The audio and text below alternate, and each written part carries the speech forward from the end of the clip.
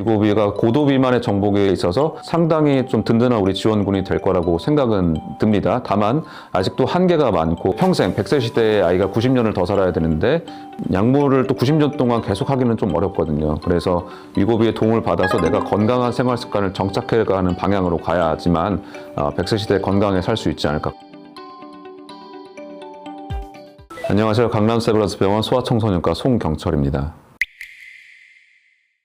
청소년에게 가능합니다. 정확히는 12세 이상 청소년에 대해서 2025년 작년 10월에 승인이 되어서 그때부터 공식적으로 처방이 가능하고 청소년 임상 연구도 되어 있는 상황입니다. 비만 아이들에 대해서만 치료가 가능한데 체질량 지수, 키 대비 체중이죠. 체중을 키의 제곱으로 나눈 값이 18세에서는 성인과 동일한 기준을 적용하고 더 어린 나이에서는 이 기준 내의 컷오프가 조금 낮아져서 치료를 시작할 수 있는 연령이 12세 정도에선 대략적으로 체질량 지수가 26 근처 이상인 경우에 치료가 가능하고, 권장하는 것은 단순히 체질량 지수가 높다고 해서 무조건 치료하는 것이 아니고 비만에 의한 어떤 합병증, 고지혈증이나 고혈당, 지방암 같은 것들이 동반됐을 때 조금 더 치료를 적극적으로 권하는 추세입니다.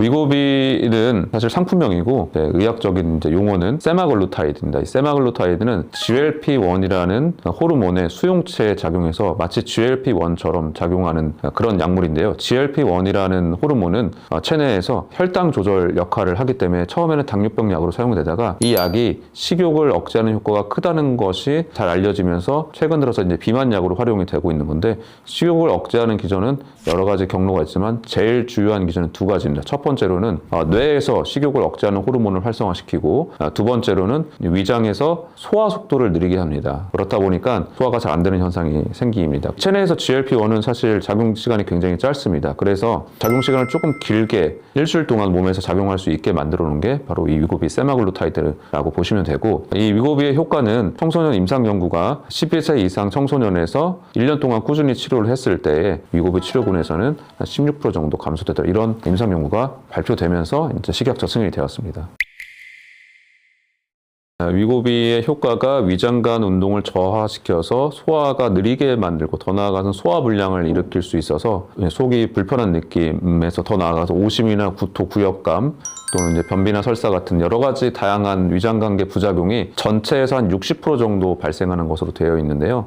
이런 치료하지 않은 사람에 비해서 60% 증가하는 것까지는 아니다, 이렇게 알고 계시면 되겠고, 이런 소화 불량 같은 게 그래도 약간 있으면서 음식을 좀 덜 먹게 되는 거는 효과라고 볼 수 있지만, 거기서 이제 이런 것들이 너무 심해져서 약을 중단할 정도의 부작용을 겪는 경우가 임상 연구에서는 대략 한 5% 정도였다라고 생각하시면 되겠습니다.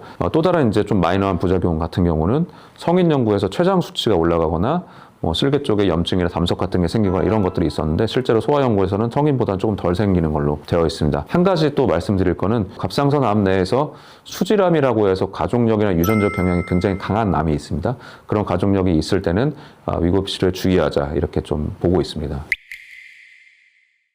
네, 위고비 치료를 하기 전에 원칙적으로는 생활 습관 관리를 6개월 이상 충분히 했을 때에도 비만 관리가 잘 안 되면 그때 약물 치료를 고려하자라고 되어 있고요. 설령 약물 치료에서 효과가 좋다 할지라도 결국에 성인뿐만 아니고 청소년에서도 위고비를 중단했을 때 요요 현상이 오는 것이 잘 밝혀진 사실이기 때문에 결국에 생활 습관 관리, 운동이나 식습관 관리를 병행하지 않으면은 약물 치료 기간도 훨씬 더 길어지고 약물을 중단했을 때 요요 현상도 더 잘 오게 됩니다. 그래서 위고비는 좀 비유를 하자면 비만과 전쟁에서 지원군 같은 존재라고 생각을 하시면 됩니다. 우리가 너무 약하면은 강한 적을 이기기 위해서 혼자서는 싸우기가 어렵거든요. 고도 비만이 너무 심하게 되면은 비만과 싸워서 이기기가 어렵습니다. 그때 이제 위고비가 지원군으로 참전해서 대신 싸워주면 그동안에 이제 식욕이 줄어든 상태에서 건강한 음식 위주로 식단을 바꾸고 운동을 더 하고, 그런 상태에서 그런 생활 습관이 정착되면 위고비의 도움 없이도 내가 다이어트를 건강하게 이어갈 수 있는 그런 상태가 되는 것을 우리가 목표로 해야겠습니다.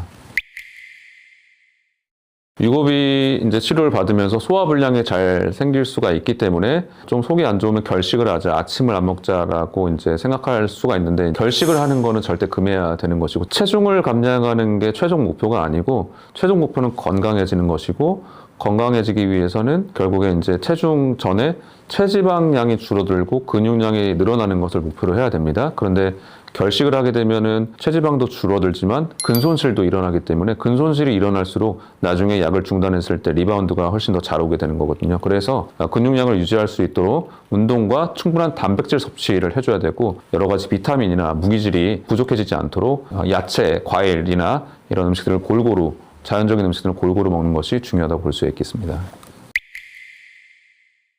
생활습관 관리에 실패하고 약물 치료도 실패했을 때 수술적 치료를 고려하게 됩니다. 이 수술에 대해서 국내의 지침에서는 성장판이 마무리가 되고 성장이 마무리가 되고 체질량 지수가 35 이상이면서 주요한 합병 지방간 염증이라든지 이런 것이 동반되거나 체질량 지수가 40 이상인 경우에 수술을 권장하는데요. 이러한 비만 수술에 대한 어떤 기준 자체는 전 세계로 조금 더 완화되고 더 이제 일찍 수술을 하는 추세로 가는 추세이긴 합니다. 근데 이제 우리나라에서는 아직까지 이제 이런 정도 기준이 됐을 때 수술하는 걸 권하고 수술 방법은 위의 용적의 전체 85% 정도를 잘라내는 위소매 절제술이 청소년에서 가장 많이 하는 수술입니다. 다만 위 용적이 절제가 되다 보니까 어떤 특성 영양소에 대해서 흡수율이 떨어진다든지 부작용이 나타날 수 있는 그런 것들이 있어서 그 뒤에 영양적인 부분을 잘 보충해 주는 것이 중요하고 위수술의 효과는 청소년에서 평균적으로 봤을 때에 서서히 체중이나 체지방 수가 감량돼서 30% 정도까지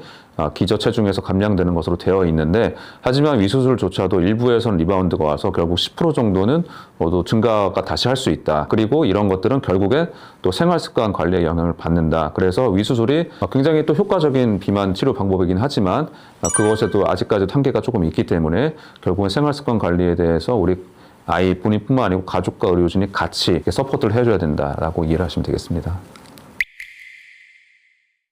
과거에는 우리가 이제 비만이 너무 심해진 아이들에 대해서 아무리 노력을 하더라도 개선이 되지 않고 속수무책으로 우리 의료진들 당하는 그런 사태가 있었는데 위고비의 등장은 물론 아직도 우려되는 부분이 많긴 하지만 저희가 이제 소아비만을 보는 저희 의료진의 입장에서는 상당히 좀 반가운 소식이기도 하고 과거에 우리가 감염병에 대해서 속수무책으로 당했지만 페니실린의 등장 이후로 감염병이 많이 정복이 됐듯이 위고비가 고도비만의 정복에 있어서 상당히 좀 든든한 우리 지원군이 될 거라고 생각은 듭니다. 다만 아직도 한계가 많고 결국에는 앞으로 이제 평생 100세 시대의 아이가 90년을 더 살아야 되는데 약물을 또 90년 동안 계속 하기는 좀 어렵거든요. 그래서 위고비의 도움을 받아서 내가 건강한 생활 습관을 정착해가는 방향으로 가야지만 100세 시대에 건강하게 살 수 있지 않을까 그런 것들을 항상 좀 기억을 해주셨으면 좋겠습니다.